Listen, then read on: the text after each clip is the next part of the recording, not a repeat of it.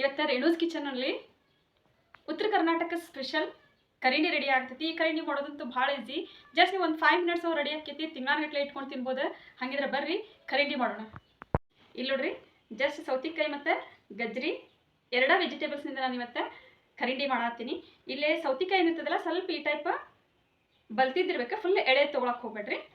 ಈ ಕರಿಂಡಿನ ನೀವು ಊಟದೊಳಗೆ ಉಪ್ಪಿನಕಾಯಿ ಹೆಂಗೆ ಯೂಸ್ ಮಾಡ್ತಿರಲ್ಲ ಹಂಗೆ ಯೂಸ್ ಮಾಡಿದರೆ ಊಟನೂ ಇನ್ನೊಂದು ಸ್ವಲ್ಪ ಹೆಚ್ಚಿಗೆನ ಹೋಗ್ತೈತಿ. ಇದು ರೈಸ್ ಜೊತೆನೂ ತಿನ್ಬೋದು, ನೀವು ಚಪಾತಿ ರೊಟ್ಟಿ ಜೊತೆಗೂ ತಿನ್ಬೋದು. ಭಾಳ ಟೇಸ್ಟಾಗಿರ್ತೈತಿ. ಒನ್ ಟೈಮ್ ಖಂಡಿತವಾಗಿ ಟ್ರೈ ಮಾಡಿರಿ. ನಾ ಹಾಕೋ ವಿಡಿಯೋಸ್ ಎಲ್ಲ ನಿಮ್ಗೆ ಇಷ್ಟ ಆಗಿತ್ತಂದರೆ ಲೈಕ್ ಮಾಡಿರಿ, ಶೇರ್ ಮಾಡಿರಿ ಮತ್ತು ಸಬ್ಸ್ಕ್ರೈಬ್ ಮಾಡಿರಿ. ಸಬ್ಸ್ಕ್ರೈಬ್ ಮಾಡೋದ್ರನ್ನ ಮರೆಯೋಕ್ಕೆ ಹೋಗ್ಬೇಡ್ರಿ. ಸಬ್ಸ್ಕ್ರೈಬ್ ಮಾಡೋದ್ರಿಂದ ನಾ ಹಾಕೋ ಮುಂದಿನ ವಿಡಿಯೋಸ್ ನೋಟಿಫಿಕೇಷನ್ ಎಲ್ಲ ನಿಮ್ಗೆ ಬರ್ತೈತಿ. ನೀವು ಮೊದಲು ನನ್ನ ವಿಡಿಯೋಸನ್ನು ನೋಡ್ಬೋದು. ಈಗಲೇ ಸೌತೆಕಾಯಿನ ಮೊದಲು ಹೆಚ್ಕೊಳ್ಳೋಣ.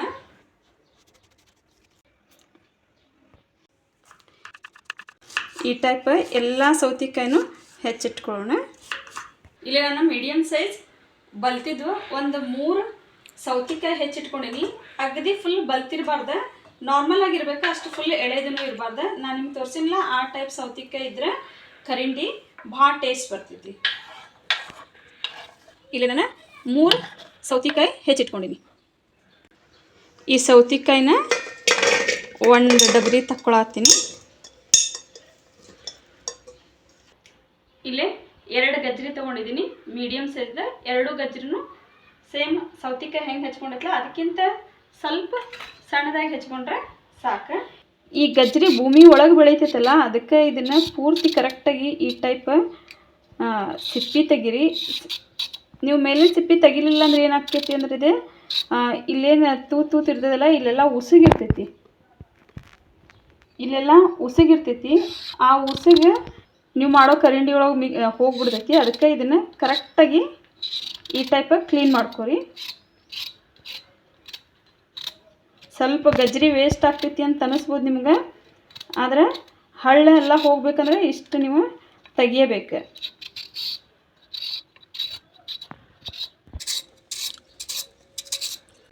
ಎರಡೂ ಗಜ್ರಿನೂ ಕರೆಕ್ಟಾಗಿ ಕ್ಲೀನ್ ಮಾಡಿ ಇಟ್ಕೊಂಡಿದ್ದೀನಿ.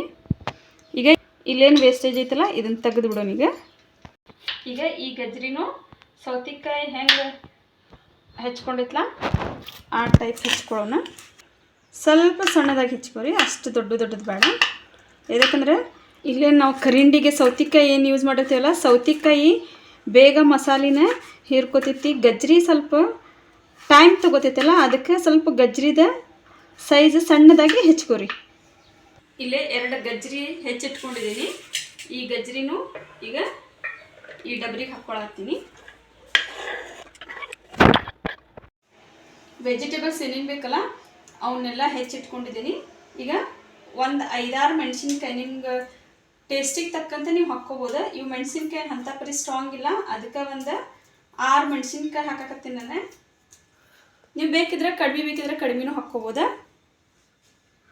ಈಗ ಒಂದು 6 ಮೆಣಸಿನ್ಕಾಯಿ ಮುರಿದಿಟ್ಕೊಂಡು ಹಾಕ್ಕೊರಿ. ಅಂದ್ರೆ ಅಷ್ಟೇ ಇದೆ. ಇಲ್ಲಿ ಮಿಕ್ಸಿ ಒಳಗೆ ಜಲ್ದಿ ಸಣ್ಣ ಆಕೈತಿ.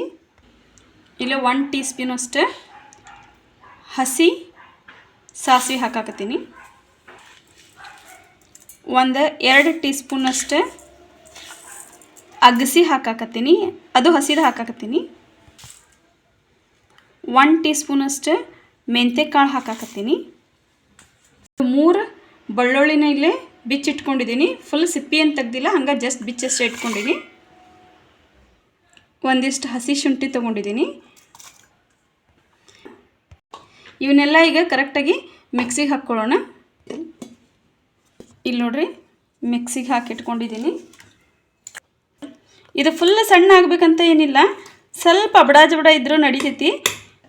ಇನ್ನೂ ಟೇಸ್ಟ್ ಕೊಡ್ತೈತಿ ಕರಿಂಡಿ ಒಳಗೆ. ಈಗ ಇದನ್ನು ಪೇಸ್ಟ್ ಅಂತೂ ಮಾಡಿಟ್ಕೊಂಡಿದ್ದೀನಿ. ಇಲ್ಲಿ 1 ಡಬ್ರಿ ಒಳಗೆ ಆಲ್ರೆಡಿ ನಾನು ಸೌತೆಕಾಯಿ ಮತ್ತು ಗಜ್ರಿ ವೆಜಿಟೇಬಲ್ಸ್ ಏನು ಹೆಚ್ಚಿಟ್ಕೊಂಡಿದ್ನಲ್ಲ ಅದಕ್ಕೆ ಈಗ ಇದು ಪೇಸ್ಟ್ ಏನು ಮಾಡ್ಕೊಂಡಿಲ್ಲ, ಈ ಪೇಸ್ಟನ್ನು ಹಾಕಾಕತ್ತೀನಿ. ಇಲ್ಲಿ ವೆಜಿಟೇಬಲ್ಸ್ಗೆ ನಾ ಏನು ಮಿಕ್ಸಿ ಮಾಡಿಟ್ಕೊಂಡಿದ್ದೆಲ್ಲ ಅದು ಪೌಡ್ರ್ ಎಲ್ಲ ಹಾಕಿದ್ದೀನಿ. ಈಗ 1-2 ಟೀ ಸ್ಪೂನ್ ಅಷ್ಟೇ ಉಪ್ಪು ಹಾಕ್ಕೋಬೇಕು. 2 ಟೀ ಸ್ಪೂನ್ ಅಷ್ಟೇ ಉಪ್ಪು ಹಾಕ್ಕೊಂಡಿದ್ದೀನಿ. 1 ಟೀ ಸ್ಪೂನಷ್ಟು ಅರಿಶಿನ ಪುಡಿ ಹಾಕ್ಕೊಳತ್ತೀನಿ. ಈಗೇನು ಮಸಾಲೆ ಹಾಕೈತಲ್ಲ ಎಲ್ಲ ಮಸಾಲೆನೂ ಹಾಕಿ ಕರೆಕ್ಟಾಗಿ ಇದನ್ನು ಮಿಕ್ಸ್ ಮಾಡ್ಕೊಳ್ಳೋಣ.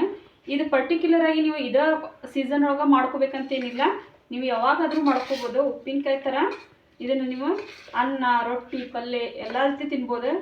ಈ ಕರಿಂಡಿ ಇತ್ತಂದ್ರೆ ತಿನ್ನೋ ಹೊತ್ನಾಗ ಇನ್ನೊಂದೆರಡು ತುತ್ತು ಹೆಚ್ಚಿಗೆ ಹೋಗ್ತೈತಿ ಊಟ. ನಮ್ಮ ಮನೆಯೊಳಗಂತೂ ಯಾವಾಗಲೂ ಕರಿಂಡಿ ಇರ್ತೈತಿ. ಭಾಳ ಜನ ಕೇಳ್ತಾರೆ, ನಿಮ್ಮ ಮನೆಯೊಳಗೆ ಕರಿಂಡಿ ಭಾಳ ಟೇಸ್ಟ್ ಆಗಿರ್ತೈತಿ ರೀ, ಹೆಂಗೆ ಮಾಡಿರ್ತೀರಿ ಹೇಳ್ರಿ ಅಂಥೇಳಿ. ಅದಕ್ಕಂಥೇಳಿ ಇವತ್ತು ಕರಿಂಡಿ ರೆಸಿಪಿ ತೊಗೊಂಬಂದೀನಿ ನಿಮಗಾಗಿ. ಇದು ಫುಲ್ ಡ್ರೈ ಆಗೈತಲ್ಲ, ಇದಕ್ಕೆ ಸ್ವಲ್ಪ ಒಂದು ಅರ್ಧ ಗ್ಲಾಸ್ನಷ್ಟು ನೀರು ಹಾಕ್ತೀನಿ. ನೀರು ಹಾಕಿ ಕರೆಕ್ಟಾಗಿ ಮಿಕ್ಸ್ ಮಾಡ್ಕೊಳ್ಳೋಣ. ಇಲ್ಲಿ ನೋಡ್ರಿ ಎಲ್ಲ ಮಸಾಲೆನೂ ಹಾಕಿ ಈಗ ಕರೆಕ್ಟಾಗಿ ಕಲಸೀನಿ. ಈ ಕರಿಂಡಿ ಎಲ್ಲ ನೀವು ತಿಂಗಳಾನ್ಗಟ್ಲೆ ಇಟ್ಕೊಂಡು ಯೂಸ್ ಮಾಡ್ಬೋದು, ಏನು ಕೆಡಂಗಿಲ್ಲ. ಇದು ಕೆಲವೊಬ್ರು ಹೇಳ್ತಾರೆ ಸ್ವಲ್ಪ ಬಿಸಿಲಿಗೆ ಇಡಬೇಕಂಥೇಳಿ. ಇದು ನೀವೇನು ಬಿಸಿಲಿಗೆ ಇಡೋದೇನು ಬೇಡ.